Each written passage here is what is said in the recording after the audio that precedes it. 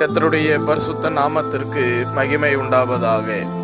இந்த நாளிலேயும் ஆண்டவர் நம்மளுக்கு தந்தருளுகிற அவருடைய அருமையான திருவார்த்தை ஏசாயா எழுதின தீர்க்கதரிசன புஸ்தகம் 41 அதிகாரம் 12வது வசனம்.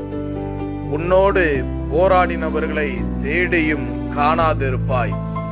உன்னோடு யுத்தம் பண்ணின மனுஷர் ஒன்றுமில்லாமல் இல் பொருள் ஆவார்கள்.